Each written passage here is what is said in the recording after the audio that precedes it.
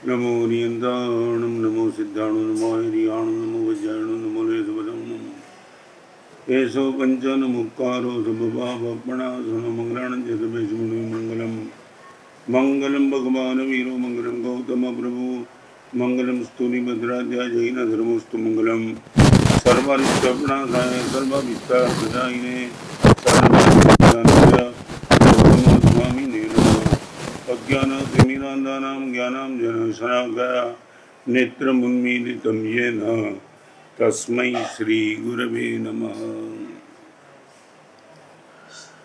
Draw पर 4 दिन से बात चल रही है। डी माने डेडलाइन, आर माने रिपीटेशन लाइन, ए माने एम्बिशन लाइन और आज विड्रॉ लाइन। गाड़ी तेज गति से 4th गियर में चलाने के बाद जब पता चलता है कि रॉन्ग साइड पे गाड़ी भाग रही है तो रिवर्स में लेने में कभी हमारा ईगो डिस्टर्ब नहीं होता है। हम 1 मिनट में गाड़ी को रिवर्स में ले लेते हैं। शरीर में कोई डिसीज है और डॉक्टर ने जो दवा सजेस्ट की वो दवा गलत थी, वो पता चलने के बाद दवा लेने का बंद करने में हमें कोई ईगो डिस्टर्ब नहीं करता है। हम कहीं गए थे, लगता था कि मौसम अच्छी रहेगी, चाहे 3000 का खर्च करके गए, मगर वहाँ जाने के बाद पता चला मौसम स्वास्थ्य को डिस्टर्ब करे ऐसे ही है। वापिस आने में हमें कोई ईगो डिस्टर्ब नहीं करता है। मगर कहीं व्यक्ति के साथ रिवेंज को लेकर के, चाहे हमने कोर्ट में केस कर दिए हैं, चाहे अलग तरीके से हम इनके पीछे लग गए हैं, वहाँ से नुकसान होने के बावजूद हम वापिस आने के लिए तैयार नहीं है। करीबन 6 साल पहले इसी बम्बई में एक जगह प्रवचन था। प्रवचन में इसी को विड्रॉ की बात चल रही थी और प्रवचन के बाद करीबन कपड़े इतने गीले हो जाते हैं कि मैं किसी को मिलता नहीं। मगर एक भाई मेरे मुनि के पास आए और आपका आग्रह था गुरुदेव को 2 ही मिनट में मुझे मिलना है। मेरे मुनि जब मेरे पास आए तो मैंने कहा तुम्हें मालूम तो है कि प्रवचन के बाद मुझे किसी भी हिसाब से सुविधा नहीं रहती है। मुनि ने कहा गुरुदेव बाहर जो भाई है ना वो रो रहे, 2 ही मिनट के लिए गुरुदेव को मिला दो। और मैंने उनको बुलाया। गुरुदेव मेरे भाई ने मेरे 2.5 करोड़ रुपया दबा दिए और उसको लेकर के करीबन 12 साल से मैंने कोर्ट में केस डाला है। आज पहली बार आपका प्रवचन सुना। आपका ही नहीं, जिंदगी में शायद 60 साल की उम्र में पहली बार प्रवचन सुना और प्रवचन सुनने के बाद लगा ये केस वापिस ले लेना चाहिए। 2.5 करोड़ दबाया है उसने। मैं दावा के साथ कहना चाहता हूँ गुरुदेव फैसला 100% मेरी फेवर में आएगा। मगर आज आपने एक बात बता दी, ईगो बचाना है तो रिलेशन को ख़त्म कर दो और रिलेशन को यदि बचाना है ईगो को ख़त्म कर दो। मुझे लगा भाई के साथ रिलेशन बचा लेना है तो ईगो को ख़त्म करना ही पड़ेगा। गुरुदेव 16 साल से कोर्ट में केस है। अभी ही आपको मिलने के पीछे राज इतना ही था, आप आशीर्वाद दे दो। अभी ही 1 ही घंटे में कोर्ट में जाता हूँ, यहाँ से सीधा कोर्ट में जाकर के केस विड्रॉ करके वापस चला आता हूँ। अंतर के आशीर्वाद दिए और करीबन 1 घंटे और 5 मिनट के बाद चेहरे के मुस्कान के साथ वो भाई वापस आए। गुरुदेव 16 साल का भाई के सामने केस था, विड्रॉ करके आया, 2.5 करोड़ छोड़ दिया। सच बताओ गुरुदेव 2.5 करोड़ मिलता इतना आनंद नहीं आता जितना आनंद कोर्ट में से केस विड्रॉ करने में आया। जैसे ही कोर्ट से बाहर निकला, भाई को फोन किया, गुरुदेव फोन में जो भाई रोए हैं, ऐसा लगा मोबाइल टूट जाए और मैं भाई के गले लगा दूं। आज पहली बार पता चला गुरुदेव, ईगो को खत्म करना कठिन तो है, मगर ईगो को खत्म करने में जो आउटपुट मिलता है वो रियली मिरेकल है। और कमाल की बात तो वो थी, वो भाई ने अपने भाई के सामने 16 साल का केस विड्रॉ कर दिया, 2.5 करोड़ छोड़ तो दिया, मगर वो छोड़ने के बाद पालीताना की यात्रा पे गए और हिंगलाज खेड़े के पास हार्ट अटैक आया और वो खुद खत्म हो गए। जीवन समाप्त करने के पहले वैर को खत्म कर देना एक बहुत बड़ी ताकत थी। मैं आपको इतना ही कहना चाहता हूँ, हम विड्रॉ करने के लिए कितने तैयार हैं। ये आज का प्रसंग। और एक प्रसंग रामायण का, 14 साल वनवास के पूरे हो गए और राम अयोध्या की ओर जा रहे थे। राम ने हनुमान को कहा, हनुमान एक काम करेगा क्या? तो क्या है? अयोध्या में जाकर के भरत को इतना मैसेज दे दे, बड़े भाई आ रहे हैं। हनुमान तो हनुमान थे। हनुमान ने राम को कहा, इसमें भरत को कहने की जरूरत क्या है, हमारा राइट्स है। 14 साल की अवधि पूरी हो गई, हम जाते, भरत को गद्दी छोड़नी ही है। हनुमान तो नहीं समझ पाएगा, मैं तुझे सोच के भेजता हूं, एक बार भरत के पास जाके आ, बस इतना ही बोलना, बड़े भाई राम 14 साल का वनवास खत्म करके आ रहे हैं। और इतना कहने के बाद भरत के चेहरे का एक्सप्रेशन देखना। हनुमान, यदि तुझे लगे अयोध्या आने के समाचार सुनने के बाद भरत नाराज हुए हैं, राम वापिस 14 साल जेल में जाने, वन में जाने के लिए तैयार है, मगर भरत को दुखी नहीं करूंगा, आखिर तो वो मेरा भाई है, इनके चेहरे पर मुस्कान न हो, मैं कोई अयोध्या की गद्दी पर बैठने के लिए थे। ये ताकत।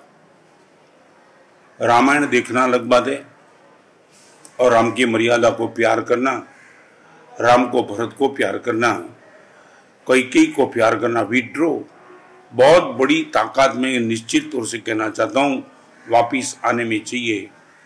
आपने ईगो की डेफिनेशन ना सुनी हो तो मैं फिर से सुना दूं, end of the good opportunity is the ego, end of the good opportunity is the ego.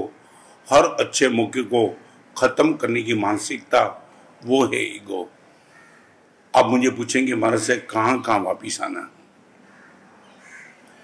मैं 3-4 बात करूंगा जहां आपको लगे कि इतना आगे जाने के बाद ये मेरी चीज डिस्टर्ब होती है, वहां विड्रॉ करके वापिस चले आओ। Number 1, balance of mind. आपको लगे मेरे मन का संतुलन खत्म होते जा रहा है, चाहे वो कैसा भी रास्ता हो, वहां से वापिस आने का प्रयास करना। Number 1, balance of mind.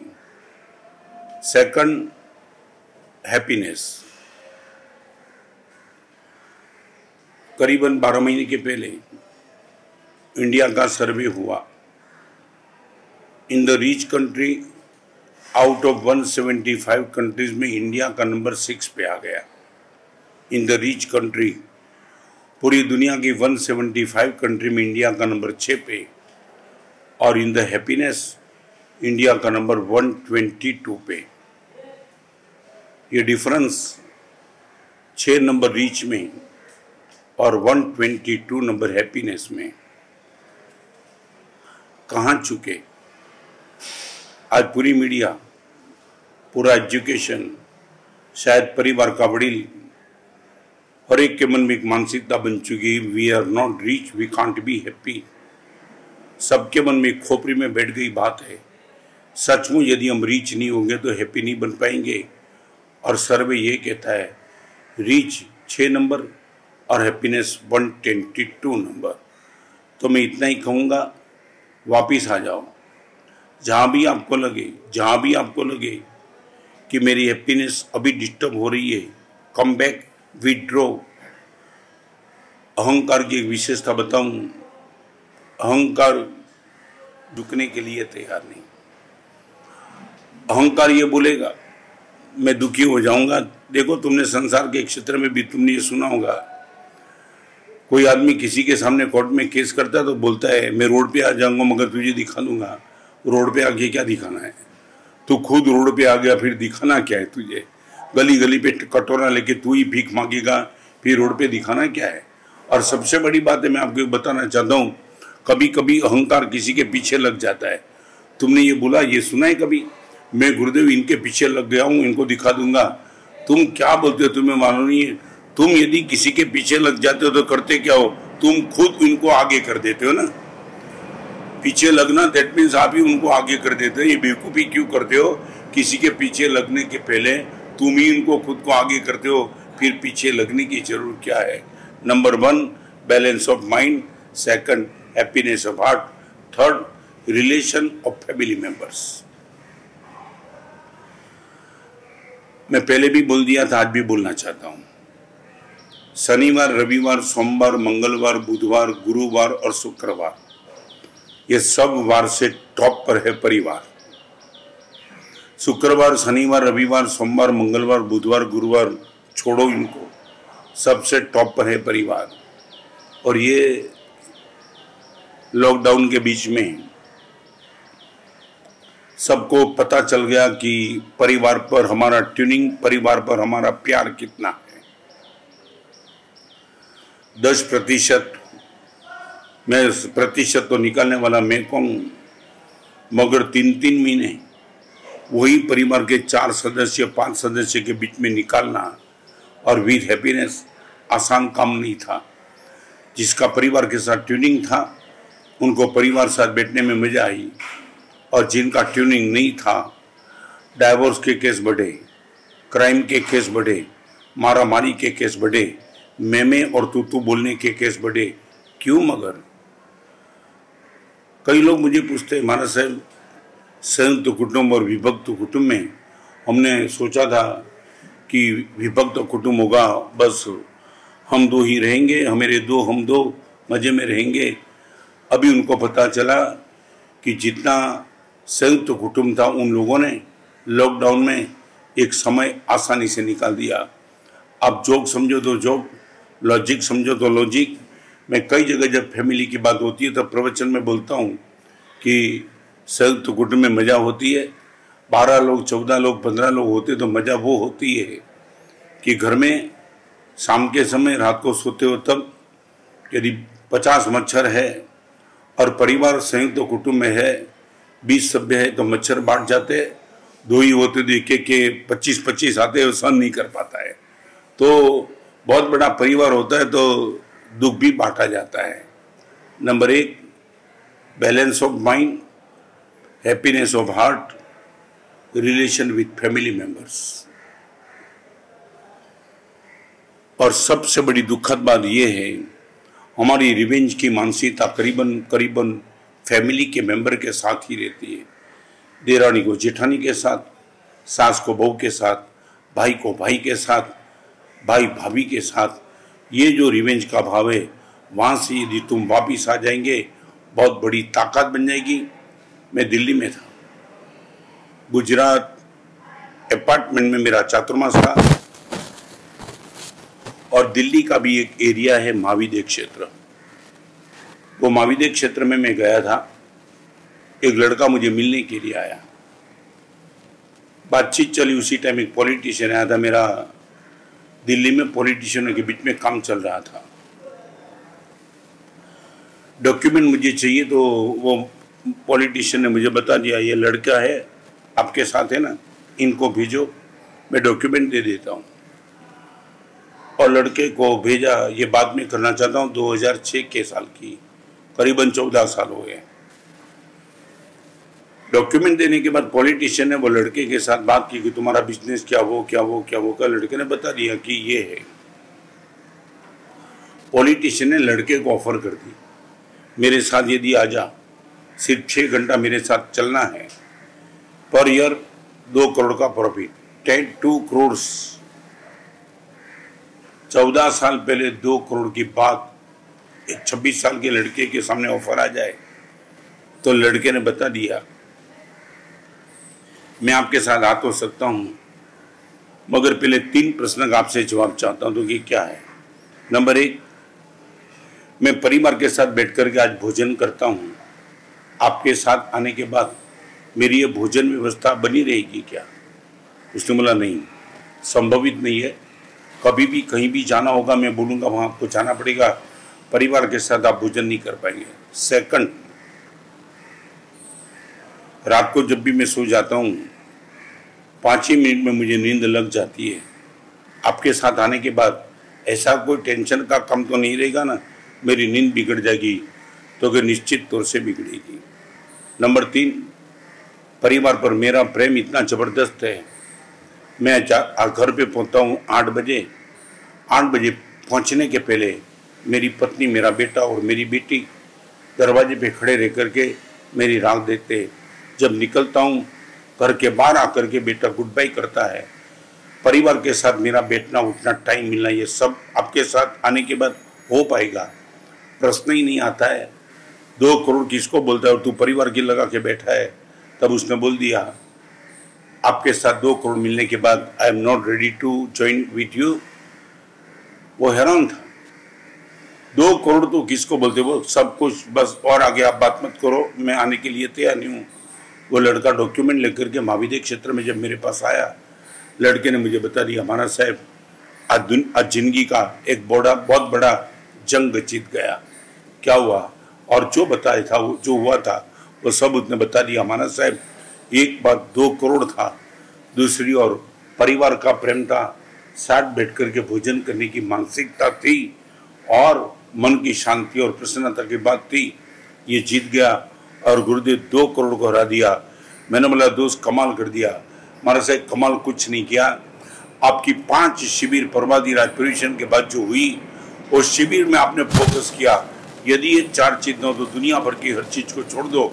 या आपकी ताकत को लेकर के पहली बार गुरुदेव जिंदगी में दिल्ली में रह करके 2 करोड़ को छोड़ने की ताकत है।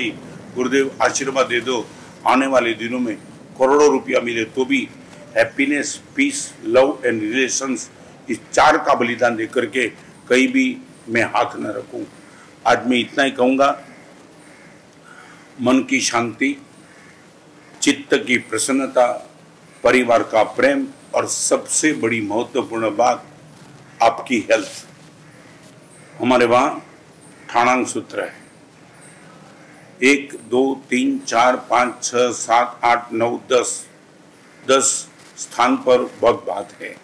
वहाँ 10वें नंबर के स्थान पर 10 प्रकार के सुख की बात लिखी है और वो सुख में मोक्ष का सुख नंबर 10 पे रखा है और आरोग्य का सुख नंबर 1 पर रखा है, हेल्थ नंबर 1 पर। आज जो देखता हूँ हेल्थ के साथ जो खिलवाड़ होता है, कई जगह प्रवचन में भी बोलता हूँ, अमीरों की मानसिकता ये बनी है, पैसा कमाने के लिए वो शरीर बिगाड़ते हैं। फिर से बताऊं, पैसा कमाने के लिए वो शरीर बिगाड़ते हैं और फिर शरीर संभालने के लिए पैसा करते हैं। बाईपास का खर्च अमीर ही करता है। मैं वर्षों पहले जू में था, जू एरिया है बम्बई का, ऐसा बोला जाता है डॉलर एरिया है। ये लड़का मेरे पास आया था, महाराज साहब एक बात समझ में नहीं आती, यहाँ स्लम एरिया भी है मगर वहाँ ऐसे पेशेंट मिलते नहीं। हमारे वो हमारा सब पेशेंट ऐसे है, किसी को लीवर, किसी को बाईपास, किसी को अटैक, किसी को कोलेस्ट्रॉल। महाराज साहब ये क्यों? हम तो बहुत अमीर है महाराज साहब, खाने पीने में हमारा तो मुकाबला कोई नहीं कर सकते। ड्राई फ्रूट खाते, फ्रूट्स खाते, फिर भी सब इतने विचित्र विचित्र रोग। हमारे वहाँ लड़का बहुत परिचित था, लड़के से ट्यूनिंग भी अच्छा था। बोला देख रोग भी है ना, सोच के आता है। बम्बई में तुम सब वीआईपी एरिया में रहते हो ना, तो रोग भी वीआईपी आता है। सर का दर्द जिस स्लम एरिया में होता है, तुम्हें होता है तो सीधा अटैक होता है। और मैं बोला तुम्हारा बेटा होता है ना, ABCD पढ़ता है ना, A for apple, B for bat, C for cat, D for dog, E for elephant. तो तुम्हारे जैसे एरिया के लिए मैंने एक अलग ABCD बनाई है, A for attack, B for BP, C for cholesterol, D for diabetes, E for and. बात खत्म करो, अब तक तुम्हारा जाता ही नहीं। तो ये 4 चीज, पीस, हैप्पीनेस, रिलेशन। आई मैं फिर से कहना चाहता हूँ, 53 साल का दीक्षा पर्याय हुआ, लाखों लोगों के बीच में प्रवचन किया, वो भी कोई नशा पब्लिसिटी का रहा नहीं। लिखता हूँ, बोलता हूँ, चलता हूँ, सब कुछ करता हूँ, सबके साथ मिलता हूँ, मगर 4 चीज़ का बलिदान मैं भी तो नहीं देता हूँ। जहाँ भी लगता है मेरी शांति डिस्टर्ब होती है, मैं फुल स्टॉप लगा देता हूँ। मेरे चित्त की प्रसन्नता डिस्टर्ब होती है, फुल स्टॉप लगा देता हूँ। I meet twice in a day to my all family members. आज इतने बड़े स्थान पे होने के बावजूद मेरे हर साधु को मैं एक दिन में 2 बार मिलता हूँ। ये फैमिली रिलेशन है मेरा, और परमात्मा की कृपा से हेल्थ को भी संभाल के बैठा हूँ। जिस दिन मुझे लगेगा ये 4 चीज़ को नंबर 2 पे रख करके पब्लिसिटी मिलती है, उसी टाइम विड्रॉ, कम बैक। और लास्ट बात करना चाहूँगा, गाड़ी को आगे ले जाने के लिए 4 गियर होते हैं, वापिस आने के लिए एक ही रिवर्स गियर होता है, ओनली वन।